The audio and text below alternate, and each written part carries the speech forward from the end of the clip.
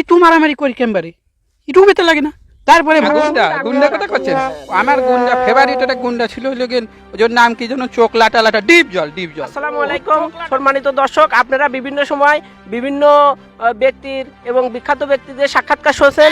আমরা আজকে ব্যতিক্রমধর্মী একটা সাক্ষাৎকার আপনাদের সামনে উপস্থাপনা করব। আজকে আমরা আপনাদেরকে দেখাবো কৃষক ভাইদের নায়ক নায়িকাদের সম্পর্কে ধারণা কি। তো আমরা এখানে দেখতে পাচ্ছি একজন কৃষক ভাই কাজ করছে। তো আমরা কৃষক ভাইয়ের কাছ থেকে তার মনের অনুভূতি জানতে চাবো। কৃষক ভাই, হ্যাঁ কৃষক ভাই, হ্যাঁ আপনাকে বলছি কৃষক ভাই। আচ্ছা কৃষক ভাই, আপনার বয়স কত কৃষক ভাই? আমার বয়স জি জি আনুমানিক 30-45।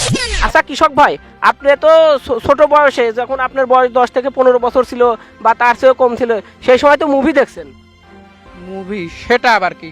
মুভি মানে ছবি, ওই যে টিভিতে শুক্রবারে হয়েছে ঢিসুম ঢিসুম, সেটা দেখছেন নাকি? ও ছবি, ছবি, হ্যাঁ। ওইটা আমি মেলা দেখছি। ও অনেকবার দেখছেন।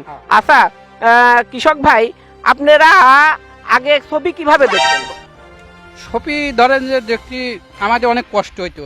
2-4 গ্রামে টেলিভিশন ছিল না।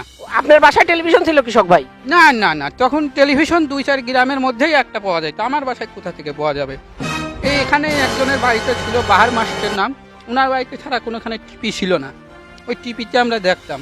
ও আচ্ছা, আপনারা টিভিতে যে ছবিগুলো দেখতেন, ছবিগুলো ওই সময়ের ছবিগুলো কিভাবে দেখতেন, মানে কোন প্রেক্ষাপটে দেখতেন, সেই বিষয়ে আপনার কাছে কিছু জানতে চাচ্ছি। ধরেন যে ওই ওই ছবি সব দিনই হইতো না, হ্যাঁ, ওই বিশেষ শুক্রবারের দিন হয়তো আমরা ধরেন যে কাজ টাজ করে ওই বাড়িতে যেতাম, ওই বাড়ি যে আরো একটু তারপরে আপনারা কি করতেন?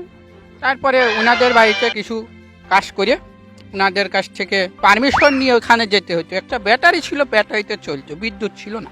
সেই সময় তো বিজ্ঞাপন হতো একটা লং টাইম ধরে, বিজ্ঞাপনের সময় আপনারা কি করতেন?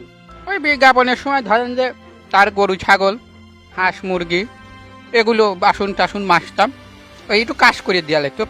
হ্যাঁ, যার বাড়িতে টিভি দেখতো তার কিছু কাজ করে দেওয়া লাগতো, কাজের বিনিময়ে ছবিটা দেখতে, এবং বিজ্ঞাপনের সময় তো বন্ধ থাকতো না। জি জি জি। আচ্ছা ঠিক আছে, চাষ ফুরে যাবি এই লেগে বন্ধ, চাষ ফুরে যাবি সেই জন্য বন্ধ রাখতো। আচ্ছা, আপনি কার ছবি দেখতে পছন্দ করতেন? আপনার প্রিয় নায়ক নায়িকার কথা বাদ রাখলে আপনার প্রিয় ভিলেন ছিল কে? ভিলেন মানে হারামি হারামি হারামি। ও ওই গুন্ডা গুন্ডা গুন্ডা কথা করছেন। হ্যাঁ। আমার গুন্ডা ফেভারিট একটা গুন্ডা ছিল লোকেন, ওর নাম কি যেন চোখ লাটা লাটা ডিপ জল ও চোখলাটার ডিপ জল আপনার ফেভারিট গুন্ডা ছিল। আচ্ছা, ডিপ জলের সেই সময় ডিপ জলকে আপনার খুব ভালো লাগতো? হ্যাঁ হ্যাঁ, আমার খুব ফাইন ফাইন ছিল, খুব ভালো লাগতো। হ্যাঁ, ও ডিপ জলকে ছোটকালে দেখতে আপনি ভয় পাইতেন না? খুব ভয় লাগতো। ওর দেখে আমি দিন রাত খাতেও পারতাম না, ঘুমাতেও পারতাম না, কি যে ভয় করতো। হ্যাঁ, তারপরে তারপরে ওই আমি ওই লোকের মনে করতাম কি যে ইরা এরকম মারামারি করে বেতে লাগে না, ইটু মারামারি করি কেমবারে ইটু বেতে লাগে না। তারপরে ভাবতাম কি যে মনে হয় যে মরিয়ে যায়, মরা সিন মনে হয় সবাই পরে করে, সেও একবারে মরিয়ে যায়।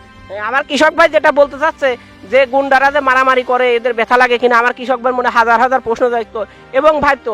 আপনারা জানেন যে প্রত্যেকটি মুভির শেষেই গুন্ডা বা হারামি বা খলনায়ক যাদেরকে বলি তারা মারা যেত। আমার এই কৃষক ভাই মনে করতো যে এরা মানে সত্য সত্য মারা যেত, এবং সবগুলো মুভি করার শেষে একবারে সত্য সত্য মারা যেত। তো কৃষক ভাই, আপনাকে ধন্যবাদ, আপনি যে আখেতে কাজ করছেন, আমাদের গুরুত্বপূর্ণ সময় দিলেন, আপনাকে অসংখ্য ধন্যবাদ।